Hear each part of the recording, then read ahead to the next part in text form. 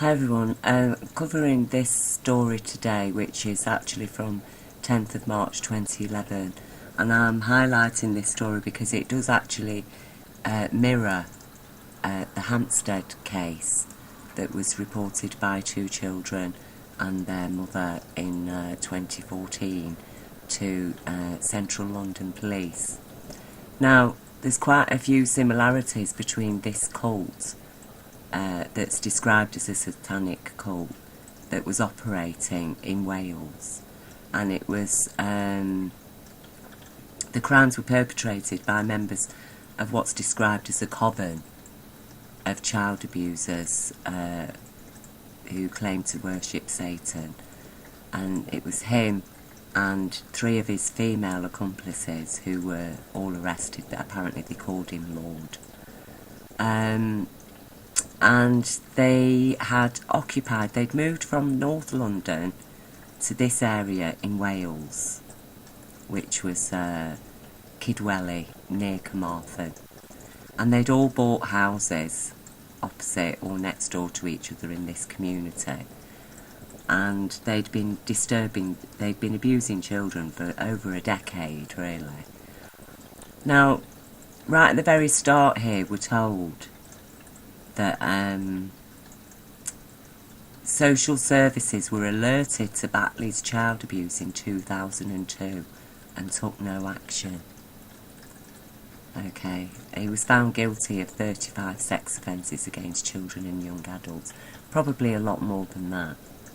Now, to start with, I'm just going to highlight the similarities here between what the Hampstead children were saying, Hampstead children who knew nothing about this man in this case, and as terrible as the crimes are that these people have committed, you know, it is in some respects a watered down version of the horrors that the Hampstead children were describing, because their descriptions included trafficked babies and killing and even eating those trafficked babies.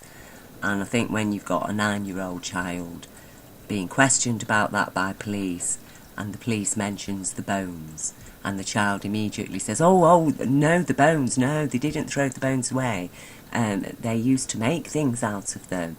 Some people from Swiss Cottage, you know, there was a man in Swiss Cottage, he used to make carvings out of the bones, you know, they make churches, and you know, and we've been told that apparently her vegan nutritionist yoga teacher mother, who doesn't even drink, okay, had coached her to say that, her and her brother, they apparently had coached her to say that in order to stop the dad from having access, you see. Now, since we haven't got any other case in the whole of criminal history where a mother has forced a child to talk about a satanic cult and murdering and eating trafficked babies. Okay, we haven't got any examples of that, but we have here got an example. And this isn't the only one by any means, most of them are covered up. Here we've got an example of the crimes that the children were talking about. Okay, now first of all, sect members were given matching tattoos of the Eye of Horus, the Egyptian falcon god. Well, the Hampstead children described the same thing, that all the cult members had tattoos. Most of them, the tattoos were on the genitals. Also, they were all living close by in one community. They were abusing multiple children. Okay. They all lived in houses next to or opposite each other. One girl, well, there were two victims that had had babies as a result of the abuse. One girl was initiated when she was just 11 and threatened with death by the cult assassins if she did not comply. At least 2 of his young victims gave birth as a result of the systematic and prolonged abuse. Well, how does a child give birth to a baby without anybody investigating how that child was impregnated in the first place?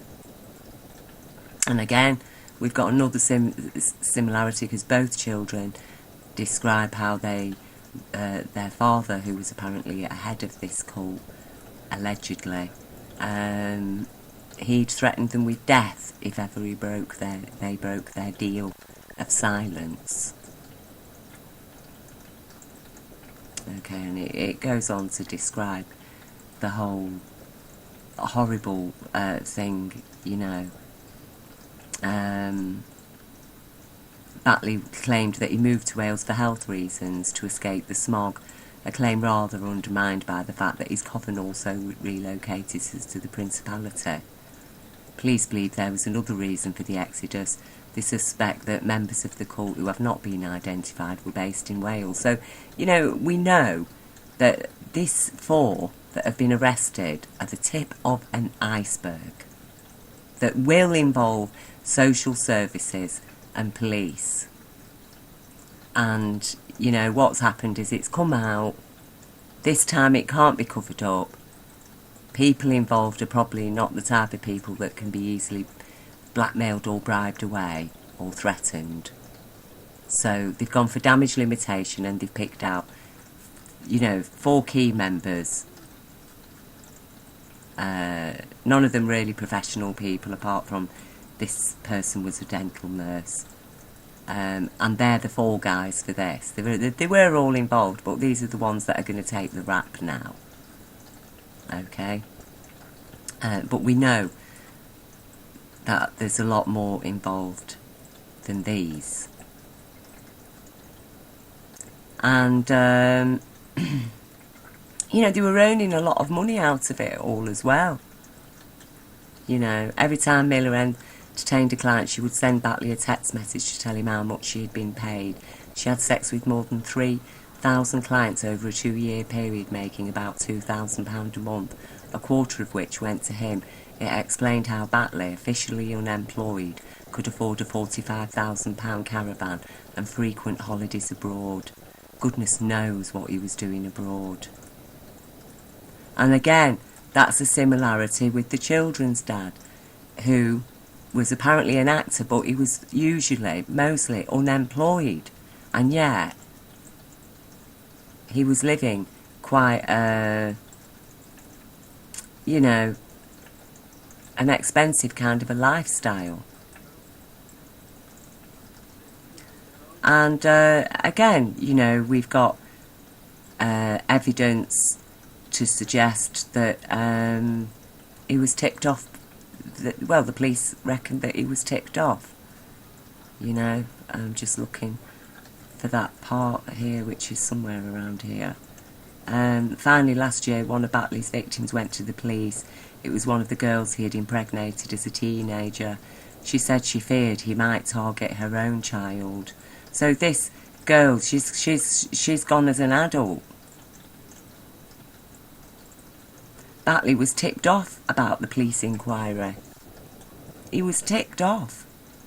By the time he was arrested, had destroyed potential evidence. But officers found homemade films of 2 of his victims on a camcorder. Interviewed 11 times by detectives, he steadfastly maintained his innocence, but a jury did not believe him. So, you know, they've got him because he still had films in one of his camcorders from his more recent victims. Now, the Children's Commission have recently come out and explained that for every child that's identified as being sexually abused, there's probably another 7 that remain unidentified. And that's been accepted as an officially, professionally recorded, established fact now. Only 1 in 8 children get identified by professionals. So therefore, for every child that they've found, that they've discovered, every child victim, police and social services have to operate on the understanding that there's probably another 7 that have yet to be identified. And it's very important that the child victims are identified, because otherwise it means that those children are left damaged, and they will be damaged in adulthood.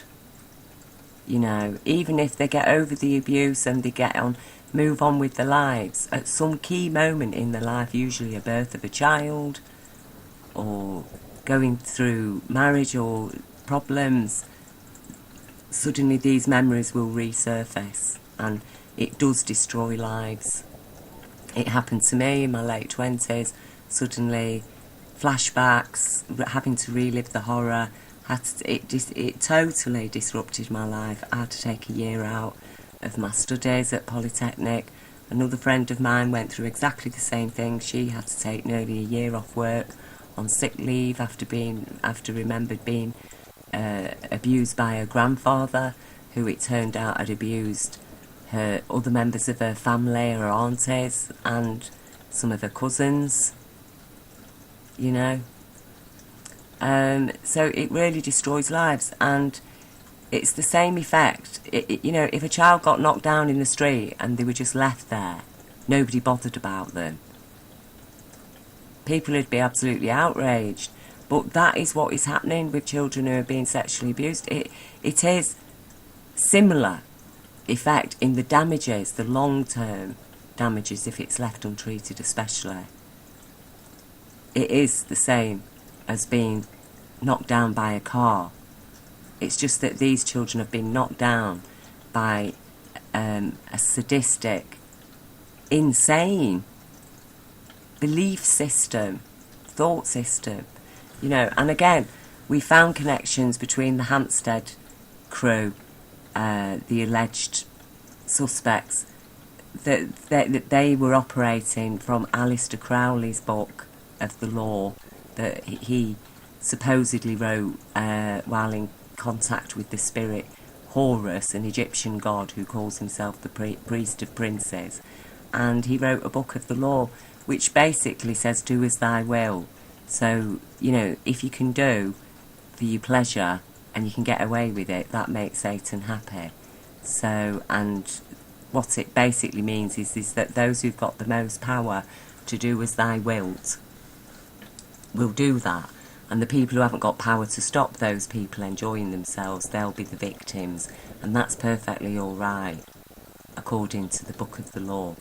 You know, it doesn't matter what your victims think or feel, as long as you, the perpetrator, are achieving your ecstasy, because that's what life's about. Apparently it's in pursuit of ecstasy.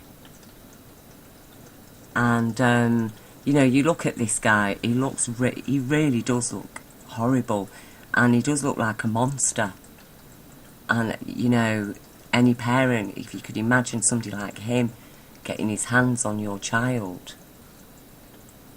But the thing is that most of the child abusers do not look like him. They look like normal, respectable people, a lot of them. You know, slap a suit on them, slap a label like Kafkas officer or social worker or police detective or solicitor, you know, estate agent. And they're not just involved in child abuse, they are involved in drugs as well, you know, and children in these type of that get drawn into these child abuse rings, because that's what it is. And the satanic aspect of it, whether they believe in it or not, really it's just a cover, it's a backdrop, and they do know that children talking about satanic abuse are rarely believed. They're rarely believed. So we've got quite a few similarities here between the Hampstead case and this case, and this was in 2011. So therefore, that increases the validity of what the Hampstead children relate to us. And, you know, I've said that these people really, they need to be in gated communities, locked up in a gated community, let them have their own currency, jobs, whatever, but they all stay in that community. I think also we need centres for people who haven't actually committed any crimes against children, but who are burdened with desires to have sex with children or harm children, that there should be a place for them to go and report that to and get immediate help, and there should be no association. You know, that should not be a problem. It shouldn't be a problem or a crime or anything against an individual to admit that they've got a problem and they need help. In fact, they need commending, because they're taking steps to prevent themselves from committing a crime, and you know, that is a commendable thing, and we need to provide that facility because it's obviously a serious problem. It's a psychosexual disease, and when people get infected with it, through whichever way, you know, and again, we need to dispel this myth that every abuser has been abused as a child. That is not true. Some of them have, but the vast majority of children who survive child abuse in adulthood, they do try to be better parents, but a lot of them just put it out of their minds, you know, and they won't ever come forward because they're too embarrassed, they're too burdened with the shame and guilt that society's dumped on this issue, you know, and buried it. They buried it under shame and guilt, and a lot of children end up that were victims end up as drug addicts, and often drugs are involved in child abuse. They're plied with drugs, and they do become drug addicts, you know, and in adulthood a lot of them end up being imprisoned because of drugs related crimes. And you know, the Hampstead children talk about the little boy of 8 describes in great detail about the white powder that his father gave him, that he kept in special little bags, and how he sniffed it. He used to put it on his hand and he had to sniff it, and he described how it made him feel. Now, the children's hair was tested for drugs, and the results of those tests, the forensic results, have gone missing.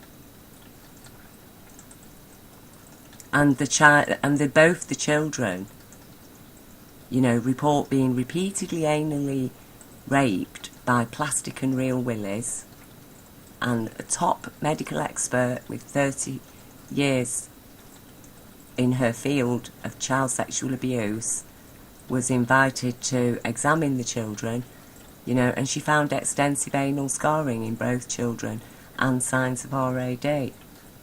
Now, when that went to court, the judge, Justice Porfley, threw it out of court. She said that she was an over-dogmatic expert, and the judge chose to uphold instead the suggestion from a Barnet police officer, a Barnet police medic, who suggested the possibility that anal scarring in 2 child witnesses reporting the same anal abuse might have been caused by a very large poo. Very large solid poo, is what he said. And Justice Porfley described that as a peer review. And, you know, that, again, it was an outright lie, because you cannot compare a Barnet police officer medic to somebody like Dr. Deborah Hose, who's an expert in child sexual abuse with 30 years experience under her belt. And yet, you know, her findings were overridden by a Barnet police officer medic. The judge decided to uphold him. So why did they bring in Dr. Deborah Hose to examine the children then? Why didn't they just leave the police medic to examine them?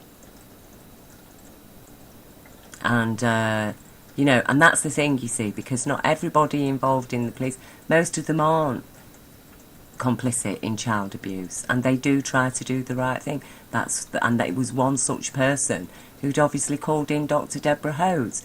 If one of the complicits had been around, then probably Dr. Deborah Hose wouldn't have been called in. But she was, and then she had to be dismissed, which they did that through the Barnet police medic, you see.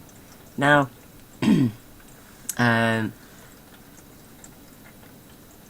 other thing is that, you know, when children reporting sexual abuse have to undergo medical examinations to make sure, you know, to see if they can confirm the abuse. Often it isn't medical evidence doesn't confirm abuse either way, but in the Hampstead children case it did, you know.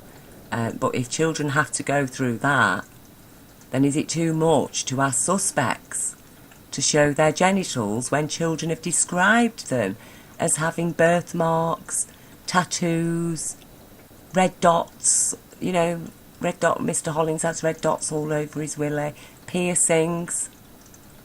But apparently, no, it was too much to ask 70 plus witnesses, including teachers, social workers, CAFCAS officers, you know, police officers from Haringey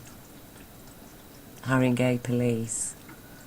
It was too much to ask them, to expect them on the strength of 2 child witness, detailed testimony and medical evidence. It was too much to ask those people just to show the police their genitals, to show that, look, I haven't got any tattoos. It would have been a simple matter, case closed, nobody would have even heard about it. But no, that was too much.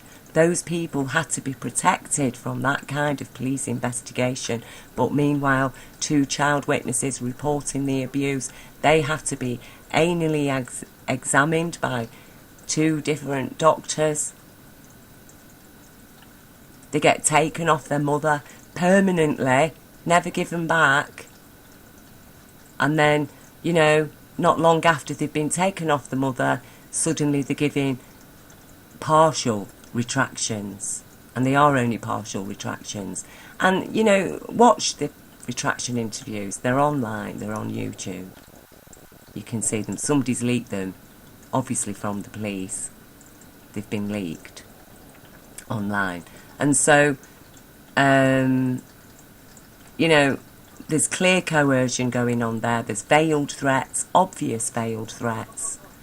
And the police interviewer, right from the start, admits in both interviews with each child that he's been and collected that child from the children's home, and they discussed the retraction interview on the way to the police station in the car.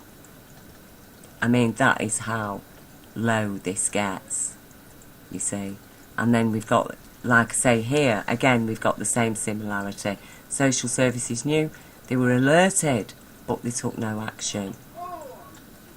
And, you know, I'm just going to play a little section from this. This is from a police sergeant, a police detective sergeant who is a whistleblower, John, and he's spoken out. And this isn't a hoax, this is for real. And I would like to take this opportunity to thank everybody at UK Column, and especially Brian Gerrish as well. Full respect to all of you, because, you know, they have had the courage to face this. They really have. They faced it when everybody else in the alternative news networks have been poo-pooing it or sensationalising certain aspects of the case. These people have stayed solid, they've stayed grounded, they've addressed it absolutely full on, and I absolutely appreciate and commend them very, very highly for doing that. And obviously as well to the brave people like Melanie Shaw and this man and so many other people who've come forward. Victoria Ash has spoken as well last year. Really, I can't tell you how much I appreciate your courage, your bravery, your strength to talk about this and bring it out into the open, because it is a very, very serious problem. And you're going to listen to this extract now, and you're going to hear exactly how serious it is, and how long it has been going on.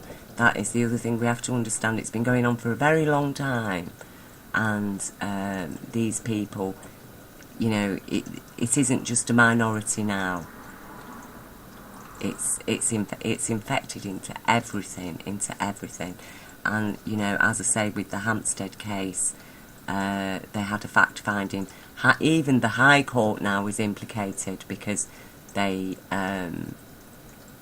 threw the case out. Basically, they said there was no case to investigate, and found the only suspect that attended that court hearing, supposedly a fact-find hearing, the father, who was allegedly to have abused his children, prostituted his children, and killed and ate babies regularly, trafficked babies. He was found completely innocent on nothing more than his word. He was never arrested by police. He was only questioned, never had so much of his mobile phone looked at, and yet he was found completely innocent, and the children's claims were dismissed as a fantasy, and the very shoddy and only partial retractions were upheld as more solid evidence than the actual allegations that were repeated as well to foster carers after the retractions were made. So, you know, the retractions were actually later retracted according to foster carer testimony and the mother's testimony as well. But still, the judge decided to uphold the retractions, and she upheld a Barnet Police medic's opinion that it was the anal scarring was caused by a very large solid poo. Now, this Detective John, he's going to mention now about Haringey Council, and I just want to explain here as well that this is relevant to the Hampstead case, because the Hampstead children reported police officers from Haringey being involved in this special culture, as the children initially described it. And when the children were taken off the mother and placed into foster care, and they'd repeated their original allegations to foster carers, the mother did, before this went public, her case went public, she did go to the courts and request a judicial review, asking for the case to be reopened and properly investigated. And the judge, again, Justice Porthley, refused the judicial review. But at that review, a barrister representing Haringey Council stood up and requested that all the evidence related to the children's case, the Hampstead children's case, be destroyed. Okay, that was a barrister from representing Haringey Council requested at the judicial review for all the evidence to be destroyed. Now, John is going to describe what was going on in Haringey Council when he was working there. If you ain't there, one of my kids was a little bit behind with things, and I used to tell this bloke, he said, they'll go for him straight away. They will get it. Don't ever lay in bed thinking they won't get it. They will get it, and by get it, you know what I mean. And right. So what happens now then? So you've been threatened. What happens now is I say I can't work under you, so I leave, and I go onto a child abuse unit, and I end up in North London, a very busy part of North London, and I start on this unit, and they're investigating child abuse, and I'm in there, and I get approached by a detective sergeant and said, look, as well as being an investigator, do you want to take on an additional role? I said, well, like what? They said, well, there's all sorts of things you can do. I said, is there one to do with a liaison with children's homes? I went, yeah, there is. The girl left 2 years ago. I said, was there any issues with it? And she said, no issues. It's an easy number. You'll get given a day here and there to go and deal with it. There'll be the odd meeting, but over 2 years, she never had any issues at all. I said, did child prostitution ever crop up? Oh, no, we don't get any of that. And okay, this was the London borough of Haringey. Now, Haringey has the most amount of kids home of any sort of local authority in the country. I think it was about 22 to 26 care homes for a small London borough. Anyway, so I was given assurances that it wasn't a problem. So I picked up the phone and I asked for a list of all the care homes from social services. So they faxed it through because the police didn't have a copy of it. It come through and it had the phone numbers, and I rang them up first, and I said, "This is so and so care home." I went, "Yeah." I said, I told them who I was. I said, "Nothing to worry about, but this is what I'm looking into." But I went, "Oh right." I said, "How many children you got?" And I said, "About 5." I said, "How many do you lose at a weekend to crime?" And I'm on about prostitution and things like that. He went, "Oh, 3." I went, "You what?" I said, "What?" He said, "Yeah, they usually go missing on a Thursday and come back on a Monday." I said, do you think they're involved in prostitution?" "Oh, well, no, we know they are." I went, "Right, well, has the police ever been to speak to you about it?" He went, "No, the police come and pick up the missing persons form, but the kids come back." I said, "Well, what are the kids like?" She said, "Oh, they're in the right state, some of them are bleeding, some of them are so high on drugs, we know that come Wednesday they're going to be kicking off because they've not had their drugs. They've all got money on them, you know." And I said, "Oh my God." So that was like real time. So all of a sudden I've got 3 kids within 6 minutes. By the end of 3 days I'd found 50 children. 50 children. So I held a strategy meeting and I brought in the social services. I brought in... this is Haringey Social... Haringey Social Services. I think Hackney Mark turned up, neighbouring boroughs, you know. And then, because you get an overspill sometimes. I had a representative for who dealt with child trafficking for Barnardos. I had connections, a lot of these youth NGO groups came. There was a lot of people there. And I laid out my plan, and I'd worked out a formula of how to deal with it using a simple act on the Children's Act and a section of the Children's Act relating to taking a child out of care at an unreasonable hour. And I'd done my research, and I was just attacked, firstly by a head of social services who started screaming at me saying, "What have you done to us? There's 50 care plans we've now got to implement because of you." I said, "But you must have known about these kids." I went, "Yeah, but they didn't come to notice, so we weren't bothered." I said, "Well, they're making money, they're, you know." And he said, "Well, we've got so much work to do. You've created an absolute nightmare for us. You're a headache." So that was made clear that I wouldn't get much help from them. And then Barnardo's, the woman in charge of that unit for Barnardo's, she then turned around and said, "You're treading on toes. You know for a fact that a child will never betray their pimp." And I said, "What do you mean?" And he said, "Well, you'll never prove it because the kids won't, you know, that's their source of money." I said, "Well, I know that. That's why I'm going on this other statute law that will give me a power to search and seize property and everything." And he went, "Well, you can't just do that. There's a protocol here. There is an officer, senior officer, who I'll be reporting you to because they're already dealing with it." I went, "Well, who's that?" So he mentioned this name. By senior officer, she meant a senior police officer. Senior police officer, yeah, who wasn't Vice. Now, Vice had governance for that. This was some other man. And he said, "There is an operation running." I said, "Well, I need to talk to this man." And she placed 20 actions on me to complete before I did any work. And each action could take me days. So, sorry, who placed those actions on you? This was Barnardo's, this because it was a partnership working. When you deal with children, it's all working together, you know. And I was absolutely flabbergasted what was going on. And so I spoke to my inspector, and he said, "Well, just crack on. Don't worry about him. Crack on and do what you've got to do." So the next day I went out and I got a result straight away. I got a girl that was being pimped out, and I got a pimp, and it worked. So then I get a call from this high-ranking officer who's the chief superintendent. So I have to go up to one of the police buildings, and he said, "Just tread on toes, you get it back off. We've got an officer dealing with this." I said, "Well, dealing with what?" "Prostitution of children in care homes for London. We've got it under wraps." And I said, "Well, who is it?" So he gave me the name of this girl, and I called her.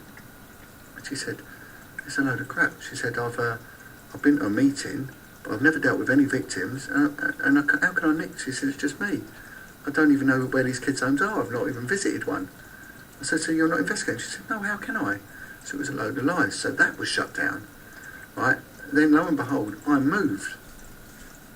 And then I get a call that the girl that was at the Zoe, the young girl that was at the centre of the other operation, was found dead on the street in a suspicious overdose.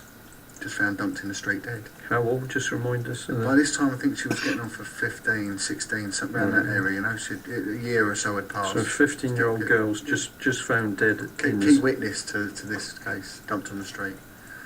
And then it just absolutely, it destroyed me, you know. And so there you have it, straight from the horse's mouth, as it were. You know, and as I say, this isn't a hoax. Brian Gerrish is not a stupid man. You know, UK Column, they are a really respectable organisation in the sense they really try to give real stories from the real life of what's happening in Britain. And, you know, if he says this man is a police detective sergeant and he's giving his interview, then that is a fact. I take it as a fact. This isn't hearsay. This is from a police officer. I'll leave you the link. I really ask you to listen to it. You know, please listen to it, because what he describes, John, the detective sergeant, what he describes as was happening in central London, again, it sets the whole background of the Hampstead case. It adds further validity again, because again we've got absolute ignorance of, and these are cared for children who've been removed from their family homes because they're at risk, all being forced to take part in a massive child prostitution ring. And one of the victims that does come forward and agree to talk about her pimp is suddenly found dead of a drug overdose on the street. You know, nearly 15 years old. How long had that child been in care? How long has she been prostituted out? And what does that death say to all the other children, the other child victims? And the sad fact is that I bet a lot of those victims now are actually in prison or dead themselves from drug-related crimes and drug abuse, because, you know, they do use drugs. And that's a whole part of the whole scene. You know, police do have easy access to drugs because they confiscate a lot, but we know that they're involved in illegally dealing in drugs as well. And, you know, I really feel for John and his fellow police officers, because most of them, you know, when you listen to him, you know that the majority of them really, really are there. They want to solve crimes. They want to stop this abuse of children, and they get thwarted. And it's always from senior management, and especially from social services. And when you think the social services are removing children from family homes on the grounds of a future emotional risk and putting them in a children's home, and they're turning a blind eye to the fact that those children are being sexually abused while they're in care, and a child can end up dead on the street while they're in care because they're a key witness in a child prostitution ring involving 50 children that he managed to identify in the space of a few days. So again, if we go on the Children's Commission report, which again I say has been officially accepted, so how many times 50 by 7? That's how many children were likely to be involved in that child prostitution ring, because for everyone identified there's another 8 out there. There's 8 children, only 1 out of 8 gets identified. That's, you know, I can't stress it enough how serious it is, what we're doing, what's happening to the next generation. If we don't stop this, if we don't start, you know, coming to terms with it and addressing it like adults instead of like idiots, and, you know, sensationalising stuff, we've just got to face the sober reality of it, that we've got to attack it from, we've got to address it from every angle, from an educational angle, You know, what are we teaching children at schools? Why are children growing up alienated from children and knowing nothing at all about child's needs? Why are boys leaving school, you know, teenagers, without knowing anything at all about pregnancy, a pregnant woman's needs? Is that man likely to be a father in his lifetime? Probably yes. Is he therefore going to have to deal with a pregnant woman? Yes. Is he going to have to deal with a newborn baby and a toddler and a 5-year-old, 7, 8, 9-year-old teenager? Yes. So why has he received no education?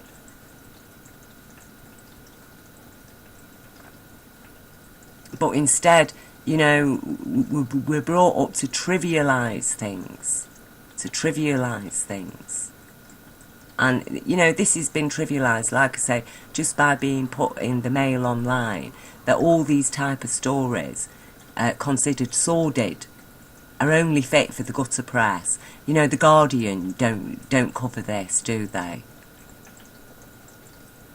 It's for the gutter press. And it's like that's where the child victims belong now as well, in the gutter press. But they don't. The child victims, they're innocent. And they do not belong in the gutter press. This should have been on the BBC. The BBC should have been covering this. People should have been asking questions. Well, why didn't social services do anything when they found out? How did he manage to get tipped off? And again, that's related to the Hampstead case, because we know that the Hampstead children's father, was tipped off, and he even admits that on BBC TV in their interview. And again, the very fact that the BBC got involved to give that man an interview when he's still a lawful suspect, and he still is, because now the IPCC and the IICSA and the NSPCC have upheld the mother and public concerns about the lack of justice. And that is what my stance has been right from the start, the lack of justice for children. Because if you don't have a strong system of child protection directives in place, then you're never ever going to catch anybody. You're just going to get the odd few like him. But you know, as the UN said, arrest rates for crimes against children, serious crimes against children in Britain, are extremely low. And, you know, my other video, I've explained the loopholes. I've gone into detail. And when you think that hundreds and thousands of children are slipping through them loopholes every single day, you've got to close them up. You've got to close them up, because it's like saying to a parent whose child has gone missing and then later turns up dead that, well, I'm sorry, no, we can't be bothered to report your case or your story, because, you know, it's just a triviality. It's just what's going to happen every year. A kid's going to go missing and get killed. You know, we don't cover those news stories anymore, love, because it's just a waste of time. We just accept that's what's going to happen. But that's what we're saying with our present child protection system. We're saying that it can all be just left to the discretion of local authorities, and no other outside authority has got any right to come in and scrutinise or question what those local authorities are doing. So an employer like John, Detective Sergeant John, speaking here on UK Column, you know, and he's in fear of his life, this man. He's been threatened, his family's been threatened, he's been harassed. But, you know, God bless him, he's come out and spoke, you know. And a lot of people like him have. Carol Woods, another brave, courageous lady who stood up and, you know, questioned. She was a social worker. And she questioned what happened to her. She lost her home. She got sectioned. You know, other people that have come forward, you know, they invent charges against them. There's all kinds of things that have been going on, and it means that British adults are being abused. It's not just children.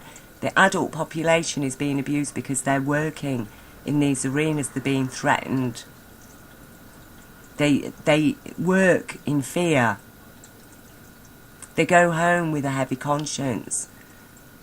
They don't sleep well at night. You know, it's the whole arena of it is bringing us down on such a deep level, and it's all just covered up. Nobody talks about it, you know. And as I say, UK Colin's talking about it, and you know, I do ask you to support UK Colin in any way that you can.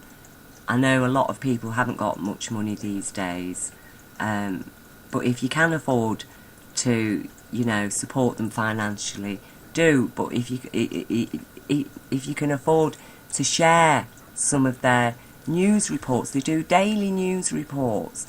If you can share some of them on your Facebook, on your Twitter, you know, because these people are giving us the news.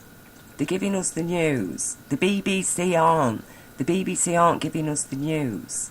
You know, with the BBC we get a lawfully suspected child abuser, because as I say, the IPCC, IICSA and the NSPCC have upheld our concerns about a lack of justice for the children in this case after the High Court judgment decided it was all a fantasy and the father was completely innocent. Okay, after that. So, you know, that then begs the question, well, why didn't the judge, a High Court judge, why didn't she ask all the questions that the IPCC are asking, that the IICSA are asking, that the NSPCC are asking, that the mother was asking all the way from the start, and or her supporters are asking? And the questions like this police officer has been asking, for how long, what this poor man has had to live with. My heart goes out to him and his family, and to all the people that are working under duress like that. And you know, the situation is that bad that the NSPCC and Ofsted and a lot of other organisations have had to set up whistleblower helplines, because that's how oppressed these people are, you know. And I will say one thing, I've noticed that there's so much massive public support in Britain at the moment for Jeremy Corbyn, and there's been crowds of people out on the streets wherever he's gone. His meetings have been absolutely packed, you know.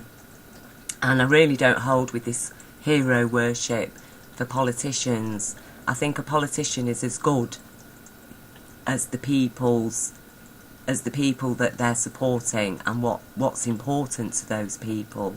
And so, you know, although I am aware that Jeremy Corbyn just does not seem to be fully aware of how serious this issue is, and, you know, I think it's John Mann MP has criticised him because of his ignorance of what was going on in children's homes at Islington Council when he was MP for Islington, and there should have been an inquiry, but there wasn't. You know, I do feel that was probably just because he just wasn't aware really of how serious the problem is, you know. But it is a fact, you know, he hasn't spoken out about this, and the people who are supporting him, the big crowds, I hear people saying they want jobs, they want housing, they want this, they want that. But I don't hear anybody talking about children's rights, demanding children's rights. And because, let's face it, if we lived in a country that cared about children, then we wouldn't be having austerity, would we? Parents wouldn't be forced to work on 0-hour contracts. Parents would be getting more quality time with the children. You see, these things, people ignore, trivialise the issue of children. We, as I've said over and over again, we're under the spell of that word minor in relation to a child. You know, we're all under that spell. The child is not a minor issue. The child is not a minor concern. It's a very important concern, a very important issue, because the children are our future, and without them, we've got nothing. There is no future if we don't have children. One generation will be wiped out. And what makes us, what we make of our humanity, is what we put into our children, and they need to come first. And I asked the people who were supporting Jeremy Corbyn, talk about this issue, raise it,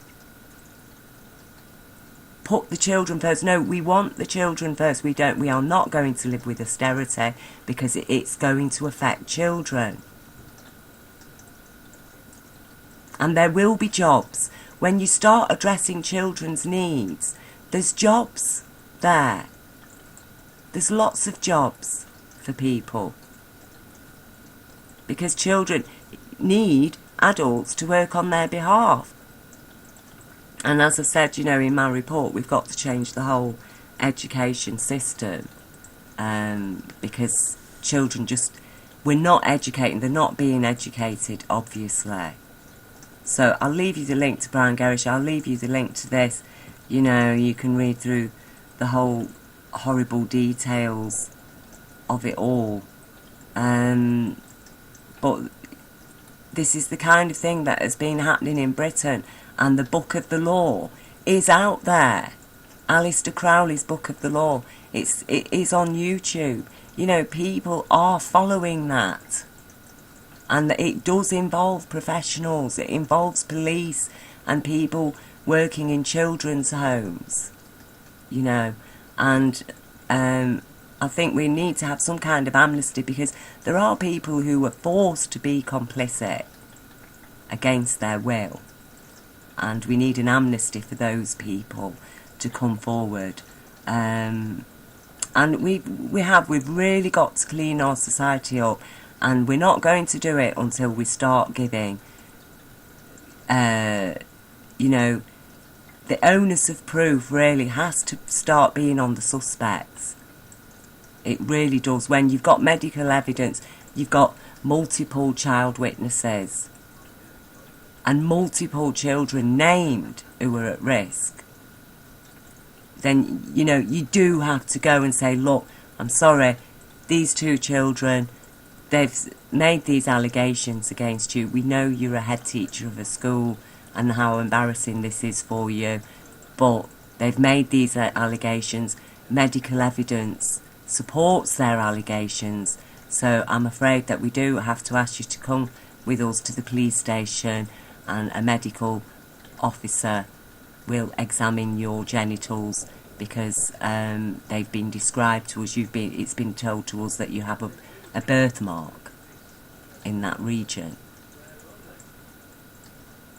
Because when a child, as I say, the child witness themselves have had to be submitted to a sex examination, a sexual examination on giving the allegations, then the very least is, if they've given descriptions of an abuser's private parts, then that abuser needs to be looked at, whether or not medical evidence confirms it, because medical evidence doesn't always. Children aren't always penetrated. But if they've described an abuser's genitals, that is an exact description. Go and have a look. And it's that upsets us. It's that. And again, the people who've been included in among the suspects who protest their innocence. Well, don't just protest it. Go and prove it. Just go to the police station and prove it. Is that too much to ask to do when the child that has issued that allegation themselves have had to go through, examinations by 2 different police officers, by multiple medics? And it's that the emphasis is all on You know, and that's what the BBC did when they interviewed the father, Ricky Damon, who admitted on BBC TV that he'd been tipped off by his social worker. The police, instead of going straight to him and arresting him as they should have done, because arrest criteria was fully satisfied, instead they contacted his social worker, and then his social worker phoned him up and told him police wanted to speak to him, and he was spoken to, he was questioned, he was told, you're not under arrest, you're free to leave at any time. And he wasn't even questioned about any of the allegations apart from an incident in a swimming bath. And if that's the level of justice in this country for children, and people can complain about austerity and complain about this and that, you know, all the reasons why we're in this mess in the first place, with whereby a criminal banking system's controlling our government and our country and most of the world. The very fact we're in that situation is because our children have got no rights, and these people are sadistic abusers. They are sadists. You know, the higher up the top you go, the more delicacies people want and power to buy with their money. And if that's, you know, having power over a group of children to have fun with, because Aleister Crowley's Book of the Law tells you to do as thy will, we have to accept it's out there. It's real. It's not a fantasy, you know. And again, as I say, UK column, absolutely top. I really appreciate everything that they've done, and my heart and love goes out to all the people that have had to deal with this head on, face on, who've had the courage, even just to stay alive. You know, stay alive. I know how hard it is. I really do. But stay alive, because you're worth it. Your life is important, and your experiences, you know, we together will be strong, and we will end this. We will do whatever we can to end it. And that is what we have to do. And we have to be, I suppose, ruthless in our investigation. I don't mean ruthless as in, you know, attacking suspects. I really disagree with that kind of attitude. I don't think it helps anybody. I think we have to behave lawfully and responsibly and sanely, because the opposite of that is what the victims have suffered, is lawlessness, inhumanity. We need to find strength in our humanity, in our compassion, in our sanity, in our love of living lawfully within the framework of a humane law, you know, a law that delivers proper established child protection directives. And the UN have listed them, and the EU, you know, I've shared them before on previous videos, but according to EU child protection directives, really the Hampstead case, every single police officer, social worker, family court judge, high court judge involved in that would have been up on charges for criminal negligence. So don't forget that. And I'll leave you the links below. And thank you very, very much for listening, and, you know, taking a bit of time out on behalf of the children. And please talk about this to everybody. You know, share the information, share the solutions.